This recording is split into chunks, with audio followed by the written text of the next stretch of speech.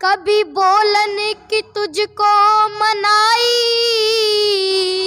थी, पाबंदी सुनने पे लगाई। और आज ऊंचे तख्त पर गरजना, आज ऊंचे तख्त पर गरजना, बता किसकी बदौलत मिला है।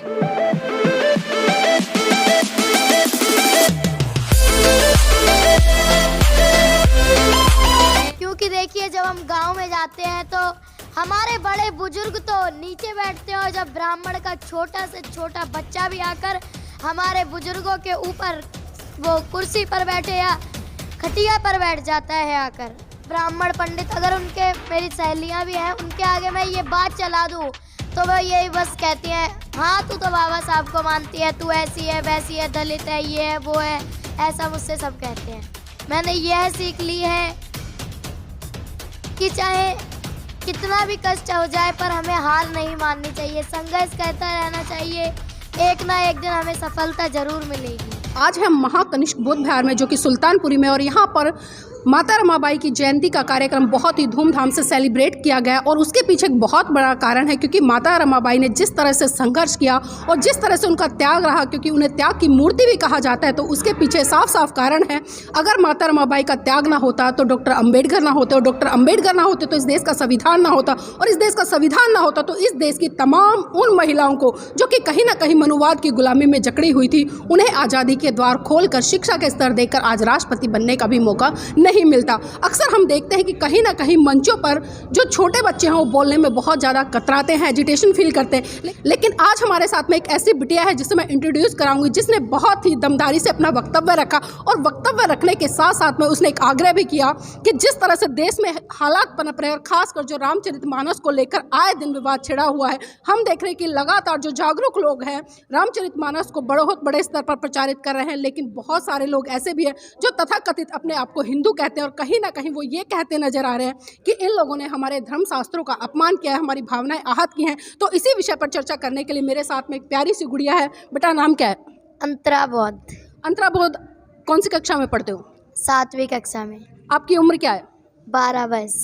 अंतरा बौद्ध, आज जिस तरह से हम देख रहे हैं कि रामचरितमानस को लेकर काफी बवाल मचा हुआ है, तो आप किस तरह से देखती हैं?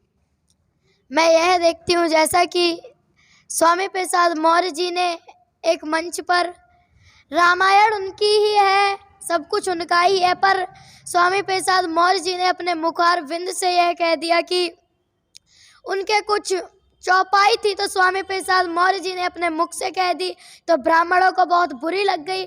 और एक बाबा कह रहा है कि हम तलवार लेके तैयार हैं, अगर मिल जाए तो सिर काट देंगे। इतनी हिम्मत हो गई उस बाबा की। आप जिस स्वामी प्रसाद मौर्य जी की बात करें तो जानना चाहूंगी, ऐसी कौन सी स्टेटमेंट कही है उन्होंने, कौन सी बात कही है जिसके कारण जो हिंदू संत है उसने यहाँ तक कह डाला कि हम जुबान काट देंगे? ढोल गवार पशु शूद्र और नारी, यह सभी ताड़क अधिकारी।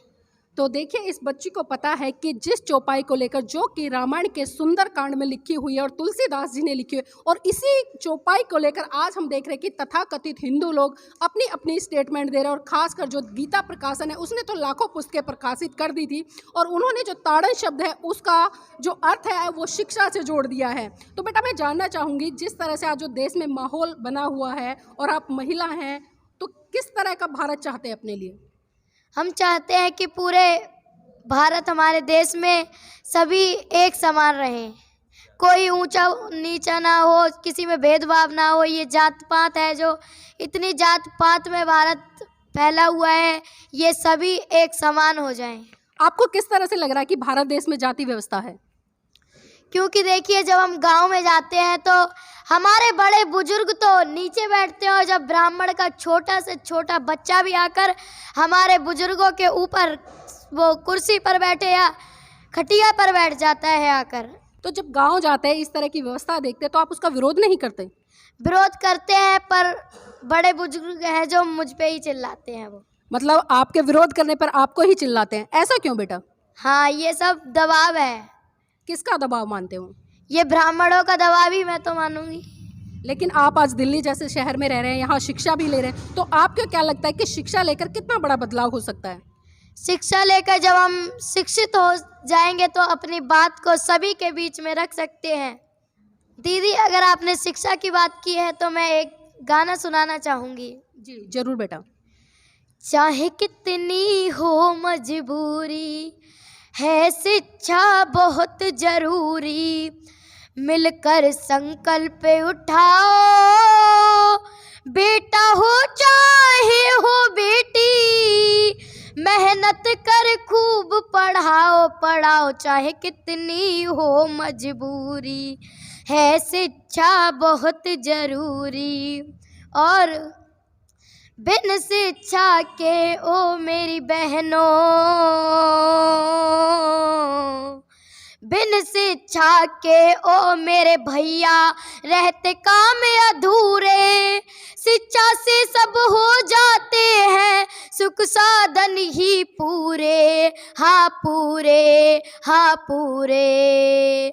सभी ही बुद्ध शरण में आओ, सभी ही देश के हित में आओ, दुख को और घटाओ घटाओ, चाहे कितनी हो मजबूरी, है शिक्षा बहुत जरूरी। शिक्षा वह सैनी का दूध है, जो भी पिएगा वही दाढ़ेगा। और शिक्षा ऐसी चाबी है जिसके द्वारा बंद भाग के दरवाजे भी खोले जा सकते हैं, ऐसा बाबा साहब ने कहा है।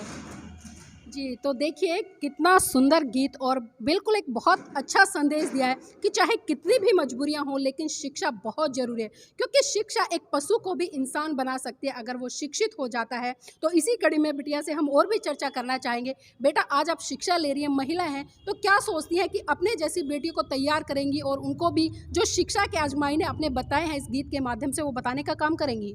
हाँ बिल्कुल, पर अभी कोई मेरी बात सुनने को तैयार नहीं है। क्यों नहीं? आप इतना अच्छा बोलती हैं, इतना अच्छा गाती हैं, इतनी अच्छी बातें करती हैं, तो क्यों तैयार नहीं हैं? इसका कारण तो मुझे नहीं पता, पर मैं जब उन्हें समझाती हूँ तो वो कोई मेरी दोस्त हैं और भी लोग हैं, कोई समझता ही नहीं है अभी बात को। तो जो आपकी क्लासमेट है, आप कक्षा में कभी इस तरह की बातें करती हैं या किसी तरह से आपको जो जातीय भेदभाव है वो देखने को मिलता है स्कूल में? हाँ बिल्कुल। किस तरह का भेदभाव? देखिए, जो कि वो लोग हैं ना ब्राह्मण पंडित, अगर उनके मेरी सहेलियां भी हैं, उनके आगे मैं ये बात चला दूँ तो वह यही बस कहती हैं, हाँ तू तो बाबा साहब को मानती है, तू ऐसी है वैसी है, दलित है, ये है वो है, ऐसा मुझसे सब कहते हैं। तो मतलब कभी आपने उनसे सवाल नहीं किया कि बाबा साहब ने सिर्फ दलितों के नहीं किया और बाबा साहब के बारे में वो जानते कितना है? वो जानते तो कुछ नहीं है, पर जब मैं उन्हें बताती हूँ फिर भी वो कुछ समझने को तैयार भी नहीं होते। तो देखिए कहीं ना कहीं बहुत बड़ी विडंबना है, खासकर मैं भारत देश की बात कर रही हूँ। इस देश में किसी भी महान पुरुष की योग्यता को उसकी जाति के आधार पर आंक कर उसको कम कर दिया जाता है। और जिस परम पूज्य बाबा साहब ने खासकर इस देश की तमाम महिलाओं के लिए, चाहे वो किसी भी क्षेत्र भाषा जाति की हैं, उनके लिए शिक्षा के द्वार खोले और उनको तमाम हक अधिकार दिए संविधान के माध्यम से, और यहाँ तक कि हिंदू कोड बिल के माध्यम से आज उन्हें पिता की संपत्ति में बराबर का अधिकार दिया जाता है। गर्भवती जब होती है तो उन्हें 6 महीने का मैटरनिटी रिलीफ दिया जाता है, उनको पेंशन दी जाती है, और भी तमाम तरह की सुविधाएं आज हिंदू कोड बिल और संविधान के माध्यम से महिलाओं को मिल रही हैं। लेकिन विडंबना है कि भारत देश की महिलाएं बाबा साहब को सिर्फ इसलिए नकार देती हैं कि वो आज जो लोग कहते हैं कि दलित जाति से आते हैं, वो छोटी जाति से आते हैं, तो धिक्कार है इस तरह की सोच पर। तो बेटा एक चीज़ और जानना चाहूँगी, खासकर आप बाबा साहब का बहुत अच्छा गीत सुनाते हैं, वो गीत और हमारे दर्शकों को सुनाएं। ये पैसा, ये विद्या, ये मंदिर, बता किसकी बदौलत मिला है। ये पैसा, ये विद्या, ये मंदिर, बता किसकी बदौलत मिला है। और देखिए बाबा साहब ने हमें क्या अधिकार दिलाया है। कभी बोलन कि तुझको मनाई थी, पाबंदी सुनने पे लगाई। कभी हम लोगों को बोलने की, किसी के भी सामने बोलने की हक नहीं था, और आज हम अपना खुद का प्रोग्राम करके खुद बोलते हैं। तो कहना है, कभी बोलन कि तुझको मनाई थी, पाबंदी सुनने पे लगाई, और आज आज ऊंचे तख्त पर गरजना, आज ऊंचे तख्त पर गरजना, बता किसकी बदौलत मिला है ये पैसा, ये विद्या, ये मंदिर, बता किसकी बदौलत मिला है। आप बहुत अच्छा सवाल कर रहे हैं कि जो दौलत है या शिक्षा है या मंदिर है, जो मंच पर आज महिलाएं गरजती हैं, वो किसकी बदौलत मिला है। तो बेटा मैं आपसे ही जानना चाहूँगी और हमारे दर्शक भी जानना चाहेंगे, आप खुद अपने मुख से बताएं कि किसकी बदौलत आज आप इतने अच्छे तरीके से अपनी बात को रख पा रही हैं। ये सभी अधिकार हमें संविधान के रचयिता, हम सभी के मसीहा, दलितों के मसीहा और सभी के मसीहा डॉक्टर भीमराव अंबेडकर जी की बदौलत है। आज माता रमाबाई की यहाँ पर जयंती सेलिब्रेट की गई है, बहुत ही अच्छा कार्यक्रम हुआ है। तो इनके जीवन से और इनके संघर्ष से, इनके त्याग से आपने क्या सीख ली? मैंने यह सीख ली है कि चाहे कितना भी कष्ट हो जाए पर हमें हार नहीं माननी चाहिए, संघर्ष करता रहना चाहिए, एक ना एक दिन हमें सफलता ज़रूर मिलेगी। तो देखिए बहुत खूब इस बच्ची ने कहा है। वास्तव में इस तरह की जब बेटियां मिलती हैं तो दिल कहीं ना कहीं खुशी से गदगद हो जाता है। और इतने अच्छे सवाल जो इससे किए गए, उन सवालों का उतनी ही खूबसूरती से इन्होंने जवाब दिया है। और माता रमाबाई के जन्मदिन पर जिस तरह से इन्होंने सीख लिया कि चाहे कितनी ही कठिनाइयाँ जीवन में क्यों ना आए, लेकिन हमें लगातार आगे बढ़ते जाना है। तो ये संदेश तमाम उन देश की महिलाओं के लिए है जो आज तमाम संसाधन होने के बावजूद कहीं ना कहीं हथियार डाल देती हैं और हताश होकर घरों में बैठ जाती हैं। लेकिन सीखे इस छोटी सी बच्ची से कि इसके जो हौसले हैं, मात्र छोटी सी उम्र है, 7th क्लास में पढ़ती है, लेकिन उसके बावजूद भी जो एक क्रांति इसके विचारों में दिख रही है, इसकी भावनाओं में दिख रही है और इसके वक्तव्य में हम लोगों ने सुनी, वास्तव में बहुत ही खुशी की अनुभूति होती है। तो इस जैसी बिटियाओं से आप सीखिए और अपने महान पुरुषों की विचारधारा को पढ़कर सही रूप में उसको प्रचारित और प्रसारित करने का काम कीजिए, तभी हम अपने महान पुरुषों को जिंदा रख पाएंगे। वरना तो इस देश में तमाम ऐसे लोग पैदा हुए जिन्होंने किसी न किसी क्षेत्र में काम किया, लेकिन उनके समाज के लोगों ने आज उन्हें भुला दिया। तो आज विडंबना है कि वो लोग कहीं ना कहीं इतिहास के पन्नों में दबकर रह गए। लेकिन कुछ चमकते हीरे ऐसे हैं जिसको आज पूरा भारत देश लेकर चल रहा है। और अगर मैं राजनीतिक स्तर पर बात करूं तो आज राजनीतिक स्तर पर एक ऐसा चमकता हुआ हीरा जिसका नाम है परम पूज्य बाबा साहब, जिन्हें बोधिसत्व कहें, दुनिया का सूरज कहें, ज्ञान का प्रतीक कहें, भारत रत्न कहें, तमाम ऐसी उपाधियों से नवाजा गया है जिनको आज राजनीतिक पार्टियां लेकर चल रही हैं। तो बनना है तो परम पूज्य बाबा साहब जैसा बनिए, वरना तो धूल की मिट्टी के बराबर आप सभी धूल में मिल जाएंगे और अपने अस्तित्व को खत्म कर देंगे। और इसी कड़ी में जो इस देश की तमाम वीरांगनाएं रही जिन्होंने कहीं ना कहीं अपने समर्पण के कारण उन पुरुषों को आगे बढ़ाया। और अक्सर हम शुरू से पढ़ते आए हैं कि किसी न किसी पुरुष को महान पुरुष बनाने में उस घर की महिलाओं का हाथ होता है। चाहे मैं सावित्रीबाई फुले की बात करूं, फातिमा शेख की बात करूं, या फिर मैं आज जिस तरह से माता रमाबाई की जयंती सेलिब्रेट की है उनकी बात करूं। अगर माता रमाबाई त्याग की मूर्ति ना होती तो परम पूज्य बाबा साहब नहीं बनते।